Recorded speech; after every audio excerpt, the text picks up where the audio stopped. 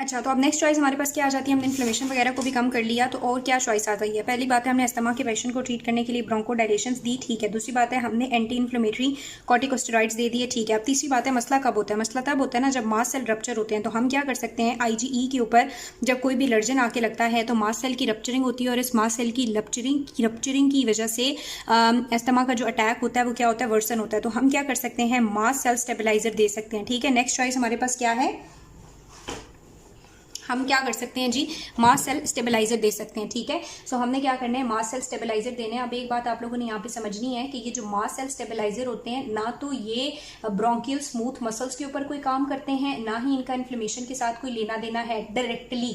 सिर्फ ये क्या कर सकते हैं, ये प्रोफाइलेक्सिकली अगर अटैक नहीं आया और पहले से आपने दे दिया तो फिर क्या होगा, मास्ट सेल स्टेबलाइज हो जाएगा। आप किसी ऐसी जगह चले गए, एलर्जन से आपका एक्सपोजर हो भी गया तो मास्ट सेल रप्चर नहीं होंगे और अस्थमा का अटैक नहीं होगा। यानी बिफोर अस्थमेटिक अटैक अगर आप ये दोगे तो एलर्जन इंड्यूस या एक्सरसाइज इंड्यूस अस्थमा को, ठीक है। ये कब आपने यूज करने हैं, एलर्जन इंड्यूस या एक्सरसाइज इंड्यूस अस्थमा के लिए प्रोफाइलेक्सिकली ये बेहतर है, बाद में इनका कोई लेना देना नहीं है। फार्माकोकिनेटिक की बात करें तो वो कहता है ये ओरली पोरली एब्जॉर्ब है, इसलिए हमें इनहेलेशनल रूट्स के थ्रू देना पड़ता है। कौन सी ड्रग्स आ जाती हैं इसके अंदर, दो ड्रग्स आ जाती हैं। एक होती है हमारे पास क्रोमाइलिन, ठीक है। कौन सी होती है, क्रोमाइलिन, और दूसरी हमारे पास होती है नीडोक्रोमिल, ठीक है, नीडोक्रोमिल, सही है। क्रोमाइलिन और नीडोक्रोमिल इसके अंदर आ जाती हैं। मैकेनिज्म ऑफ एक्शन की बात करेंगे तो वही मैकेनिज्म ऑफ एक्शन है कि ये इनहिबिट कर देता है मास्ट सेल की रप्चरिंग को। जब मास्ट सेल रप्चर नहीं होता तो हिस्टामिन की रिलीज को भी क्या कर देता है, इनहिबिट कर देता है, दूसरे मेडिएटर्स को भी। नेक्स्ट बात ये है कि ये कीमोटैक्सिस को भी इनहिबिट कर देता है, कीमोटैक्सिस जो इन्फ्लेमेशन के लिए रिक्वायर्ड होती है। सो इन्फ्लेमेशन नहीं होगा, अस्थमा का अटैक फर्दर वर्सन नहीं होगा। उसके अलावा कहता है कि ये हमारे पास कफ रिफ्लेक्स को भी इनहिबिट कर सकता है, ठीक है। क्या कर सकती हैं, कफ रिफ्लेक्स को भी मास्ट सेल स्टेबलाइजर इनहिबिट करते हैं। लॉन्ग टर्म ट्रीटमेंट अगर हम इनका करेंगे तो ये सेलुलर इन्फ्लेमेशन को काफ़ी ज़्यादा डिक्रीज कर देती हैं, ब्रोंकल हाइपर रिएक्टिविटी या ब्रोंकोस्पैज्म को डिक्रीज कर देती हैं। लेकिन डायरेक्टली ये कोई ब्रोंकोडायलेटर नहीं है, ये हिस्टामिन के एक्शन को एंटागनाइज नहीं कर सकती, इसलिए अस्थमा के अटैक के दौरान इनकी कोई इफेक्टिवनेस नहीं है।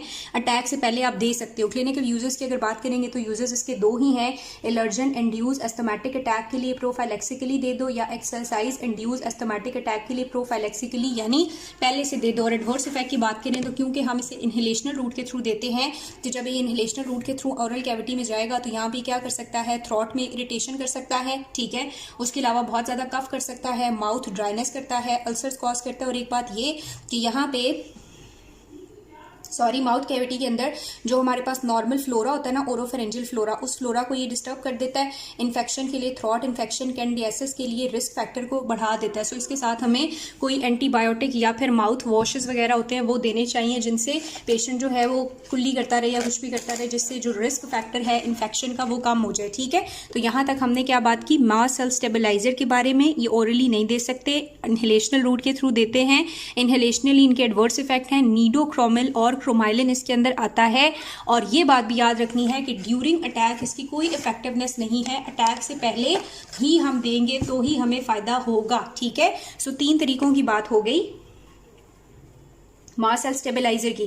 चौथी चीज हमारे पास ये है कि हम ल्यूकोट्राइन्स को क्या कर दें, इनहिबिट कर दें। क्या करें, ल्यूकोट्राइन्स को अगर इनहिबिट कर दें तो क्या होगा। अब ल्यूकोट्राइन्स जो हैं नॉर्मली कहाँ से आते हैं, ठीक है। जो ल्यूकोट्राइन की इनहिबिशन है इसको हम 2 तरीकों से करेंगे, या तो हम ल्यूकोट्राइन की सिंथेसिस को इनहिबिट कर देंगे, ल्यूकोट्राइन की सिंथेसिस को इनहिबिट कर देंगे, या दूसरा तरीका हमारे पास ये है कि हम ल्यूकोट्राइन के रिसेप्टर को, अगर ल्यूकोट्राइन बन चुका है तो रिसेप्टर को एंटागनाइज कर देंगे और यूं उसकी जो फंक्शनिंग है वो खत्म हो जाएगी, नहीं काम कर सकेगा। अब ल्यूकोट्राइन की सिंथेसिस को कैसे इनहिबिट कर सकते हैं, अगर आपको याद हो तो जो फॉस्फोलिपिड मेम्ब्रेन है उसके ऊपर जब फॉस्फोलाइपेज एक्ट करता है तो क्या बनता है, एराकिडोनिक एसिड, ठीक है। ये जो एराकिडोनिक एसिड है ये 2 पाथवेज में जाता है। अगर इसके ऊपर लाइपोक्सीजिनेज एक्ट करेगा तो ये क्या बन जाता है, ल्यूकोट्राइन बन जाता है। और अगर इसके ऊपर साइक्लोक्सीजिनेज एक्ट करेगा तो ये प्रोस्टाग्लैंडिन बनता है।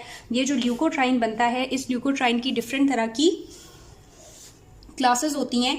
एक हमारे पास ल्यूकोट्राइन B4 होता है और बाकी ल्यूकोट्राइन C4, D4, E4 को हम इकट्ठा लिख देते हैं, ठीक है।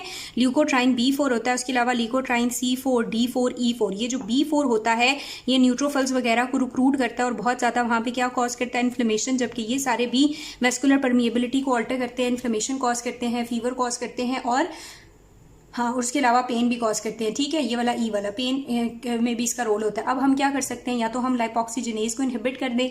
जब हम इसको इनहिबिट कर देंगे तो इसकी सिंथेसिस ही नहीं होगी, और लाइपोक्सिजिनेज को इनहिबिट करने के लिए जो ड्रग्स हैं वो क्या होंगी, ल्यूकोट्राइन सिंथेसिस इनहिबिटर। या अगर ल्यूकोट्राइन बन चुका है तो फिर हम रिसेप्टर एंटागनिस्ट दे दें ताकि रिसेप्टर पे लगे ना और अपना काम ना करे। सबसे इंपॉर्टेंट जो है वो है हमारे पास ल्यूकोट्राइन D4 को इनहिबिट करना, क्योंकि बहुत पावरफुली एसोसिएटेड होता है कीमो अट्रैक्शन के लिए और इन्फ्लेमेशन कॉज करने के लिए, ठीक है। तो ल्यूकोट्राइन की सिंथेसिस को इनहिबिट करने के दो तरीके हैं, या हम रिसेप्टर एंटागनिस्ट देंगे या हम सिंथेटिक एंटागनिस्ट देंगे।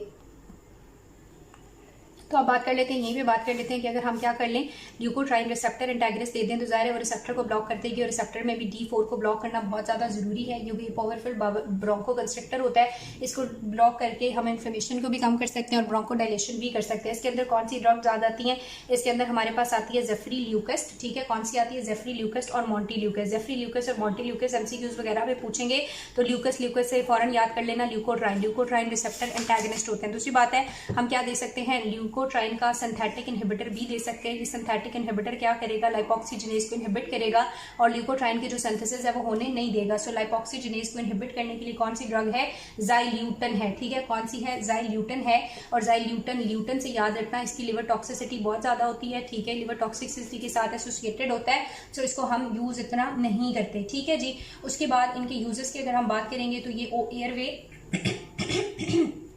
एयरवे के रिस्पॉन्स को जो कि आता है एस्थमेटिक अटैक में, उसको कम करने में हमें हेल्प करती हैं। प्रोफाइलैक्सिस के लिए अगर देंगे तो ज़्यादा बेहतर है, ओरली भी दी जा सकती हैं, और एस्पिरिन इंड्यूस एस्थमा को ये रिड्यूस करती हैं। देन हमारे पास आखिरी बात आ जाती है, जैसे मैंने आपको बताया मास्ट सेल्स होते हैं उनके ऊपर IgE होती है, और ये जो IgE है ये किसी भी एलर्जन से जब बाउंड करती है तो क्या होता है, मास्ट सेल में सिग्नल जाते हैं, रप्चरिंग होती है और एस्थमा का अटैक होता है। अब हमने क्या किया, anti-IgE एंटीबॉडीज बना ली। क्या बना ली, anti-IgE मोनोक्लोनल बॉडीज बना ली। ये anti-IgE एंटीबॉडीज इस IG के ऊपर जाकर अटैच हो जाती हैं, इसके इफेक्ट को खत्म कर देती हैं या इसको मास्क कर देती हैं। सो इसके ऊपर जो पोर्शन था FC पोर्शन जहां पे एलर्जन ने आकर अटैच होना था वो अब अटैच नहीं होगा, और एस्थमा का जो अटैक है वो ट्रिगर नहीं होगा, ठीक है जी। इसके अंदर कौन सी एंटीबॉडी आ जाती है, ओमालीज्यूमब। क्या आती है, ओमालीज्यूमब आती है, जो कि एक anti-IgE एंटीबॉडी है। सबक्यूटेनियसली हम इसे देते हैं। इसकी जो बायोएबिलिटी है आफ्टर सबक्यूटेनियस इंजेक्शन वो 60% है, हाफ लाइफ इसकी 26 डेज होती है, ठीक है। मैकेनिज्म ऑफ एक्शन में उन्होंने यही बात सारी लिखी हुई है कि क्या करती है, IgE एंटीबॉडी के ऊपर जाके बाइंड कर लेती है, और IgE एंटीबॉडी पे जब जाके बाइंड करती है तो वहां पे अब एलर्जन आके बाइंड नहीं करेगा, ठीक है। एलर्जन आके वहां पे बाइंड नहीं करेगा, सही है। इसकी वजह से जो एडवर्स इफेक्ट आ सकते हैं वो आपके पास यही है कि जो इंजेक्शन साइट है वहां पे क्या हो सकती है, रेडनेस हो सकती है, ठीक है। इंजेक्शन वाली साइट पे रिएक्शन हो सकता है सॉरी रेडनेस हो सकती है, ब्रूजिंग हो सकती है, इंड्यूरेशन वगैरह हो सकती है। हाई केसेस में ये मेलिग्नेंसीज भी कॉज कर सकता है, और एनाफिलेक्सिस यानी दम घुटा सकता है, दम घुटना भी कर सकता है। उसके बाद अगर बात करूं मैं, एक स्टेटस होता है जिसे हम कहते हैं स्टेटस एपिलेप्टिकस। नॉर्मली जो एस्थमा का अटैक होता है वो शॉर्ट ड्यूरेशन के लिए होता है और वो रिवर्सिबल होता है और रिवर्स हो जाता है, लेकिन अगर कुछ पेशेंट हैं उन्हें क्या हो रहा है, स्टेटस एस्थमेटिकस, यानी उसमें एस्थमा का जो अटैक है वो काफी ज्यादा प्रोलॉन्ग हुआ है। तो ये फेवरेट क्वेश्चन है, ये आप लोगों से पूछ लेते हैं। तो उस टाइम आपने क्या करना है, जब ये प्रोलॉन्ग अटैक होगा तो इसके ट्रीटमेंट में शामिल होता है, सबसे पहले आपने उसकी ऑक्सीजन थेरेपी स्टार्ट कर देनी है, ठीक है। ऑक्सीजन देना है, साथ ही साथ आपने बीटा-2 एगोनिस्ट से उसको नेबुलाइज करना है। आपको पता है बहुत सारे जो अस्थमा के पेशेंट हैं वो नेबुलाइजर हर टाइम साथ रखते हैं, जैसे ही कुछ होता है तो नाक के अंदर वो नेबुलाइजर से स्प्रे करते हैं। तो बीटा-2 एगोनिस्ट से नेबुलाइज करना है, या फिर किसी और ऑल्टरनेटिव से भी आप उसको नेबुलाइज कर सकते हो। या और फिर साथ ही साथ आपने क्या करना है, 100 mg इंट्रावीनस हाइड्रोकॉर्टिसोन दे देना है। हाइड्रोकॉर्टिसोन क्या है, ये हमारे पास ग्लूकोकॉर्टिकॉइड है, ठीक है। और दूसरी बात ये है कि इसमें एंटीबॉडीज बिल्कुल भी रिकमेंडेड नहीं है, एंटीबॉडीज आपने नहीं देनी। तो क्या करना है, उसको ऑक्सीजन थेरेपी देनी है, नेबुलाइजर देना है, इंट्रावीनस हाइड्रोकॉर्टिसोन देना है, लेकिन एंटीबॉडीज नहीं देनी। तो ये स्टेटस एस्थमेटिकस के पेशेंट में हम करेंगे। तो यहाँ तक आपको समझ आ गया कि एस्थमेटिक पेशेंट है तो उसको ट्रीट करने के लिए ब्रोंकोडायलेटर दे सकते हैं, जिनमें हमारे पास बीटा वाली ड्रग्स थी, ठीक है। दूसरी बात है हम क्या दे सकते हैं, ब्रोंकोडायलेटर में सिंपैथेटोमिमेटिक जिनमें बीटा एगोनिस्ट थी। उसके अलावा हम इसको क्या दे सकते हैं, मिथाइलजेंथीन जिसमें थियोफाइलिन थी, या फिर एंटी मस्कुरेनिक जिसमें ट्रोपिन। ज्यादा एडवर्स इफेक्ट है इसलिए हम एप्राट्रोपियम ब्रोमाइड दे सकते हैं। ये एक चॉइस थी। दूसरी चॉइस हमारे हमारे पास ये थी कि हमने कॉर्टिकोस्टेरॉइड देने हैं जैसे कि प्रेडनिनोसोलॉन वगैरह। थर्ड चॉइस हमारे पास ये थी कि हम मास्ट सेल को स्टेबलाइज करेंगे, उसके लिए हम क्या देंगे, क्रोमाइलिन देंगे या नीडोक्रोमिल वगैरह देंगे। फोर्थ चॉइस हमारे पास थी कि हम ल्यूकोट्राइन के रिसेप्टर को या तो एंटागनाइज कर दें या फिर उसकी सिंथेसिस को ब्लॉक कर दें। सिंथेसिस को ब्लॉक करने के लिए ज़ाइल्यूटिन देते हैं और रिसेप्टर को ब्लॉक करने के लिए हमने क्या देना है, जेफ्रील्यूकस और मॉन्टील्यूकस। और फिफ्थ में हमारे पास IgE एंटीबॉडी मालिज्यूमब वगैरह हैं जो कि क्या करेंगी, मैस्ट सेल को एक्टिवेट होने नहीं देंगी, एंटीबॉडी को न्यूट्रलाइज कर लेंगी। इसके बाद अगर मैं कफ की आपसे बात करूं तो ऑलरेडी मैंने आपको बताया कि जो कफ होती है वो हमारे पास कैसे होती है, दो तरह की होती है। एक ड्राई कफ होती है और दूसरी क्या होती है, प्रोडक्टिव कफ होती है। जो ड्राई कफ होती है उसका कोई बेनिफिट नहीं होता, जबकि प्रोडक्टिव कफ जो है वो बेनिफिशियल होती है। सो प्रोडक्टिव कफ को हम ईज करने की कोशिश करते हैं, एनहेंस करने की कोशिश करते हैं, आसान करने की कोशिश करते हैं, जबकि ड्राई कफ को हम ब्लॉक करने की कोशिश करते हैं क्योंकि इससे हमें कोई फायदा नहीं है। जबकि जो प्रोडक्टिव कफ है वो इसलिए हो रही होती है कि वो स्पूटम को, सिक्रीशन को पास कराती है ऊपर की तरफ, या तो इसोफेगस की तरफ चला जाता है या फिर हमारे माउथ से वो जो सिक्रीशन होती है, रेशा सा होता है, वो बाहर आ जाता है। तो अब हमने ड्रग्स कौन सी देनी है। अब जो ड्राई कफ होती है इसको ट्रीट करने के लिए हम जो ड्रग्स देते हैं उन्हें हम एंटीटसिव ड्रग्स भी कहते हैं, एंटीटसिव या एंटीटुसिव या जो भी, ठीक है। इसको हम क्या कहते हैं, एंटीटुसिव ड्रग्स कहते हैं, जिन्हें हम किसके लिए देते हैं, खांसी को ट्रीट करने के लिए देते हैं। अब इसके अंदर कौन सी ड्रग्स आ जाती हैं, सिर्फ आप लोग इतना भी याद कर लें तो मोर देन इनफ है। इसके अंदर हमारे पास आ जाती है कोडाइन आ जाती है, फ्लोकोडाइन आ जाती है, ठीक है। उसके अलावा इसके अंदर डेक्सट्रोमेथोर्पा आ जाती है या फिर नोजापीन आ जाती है, ठीक है। ये सारी की सारी ड्रग हैं जो आप दे सकते हो ड्राई कफ को ट्रीट करने के लिए एज एन एंटीटुसिव। जो हमारे पास आ जाती है प्रोडक्टिव कफ को ट्रीट करने के लिए हम दो तरह की ड्रग्स देते हैं और उन्हें हम कहते हैं म्यूकोकाइनेटिक। प्रोडक्टिव कफ को जो ट्रीट करने के लिए, जो इनहेंस करने के लिए, इसमें हमारा स्ट्रेटेजी ये होती है कि हमने कफ को इनहेंस करना है। सो उसका इनहेंस करने के लिए हम क्या देते हैं, या ईज करने के लिए एक्सपेक्टोरेंट्स देते हैं, ठीक है। क्या देते हैं, एक्सपेक्टोरेंट्स देते हैं पेशेंट को, या फिर हम उसको माइकोलाइटेक्स देते हैं। क्या देंगे, एक्सपेक्टोरेंट्स या माइकोलाइटेक्स देंगे। जो एक्सपेक्टोरेंट्स हैं उनके अंदर हमने उसको क्या देना है, ये जो हमारे पास है इसके अंदर म्यूकोलाइटिक्स। बस आप लोग ड्रग्स कर लेंगे ना, मोर देन इनफ है, इसमें से और कुछ भी नहीं पूछते, ठीक है।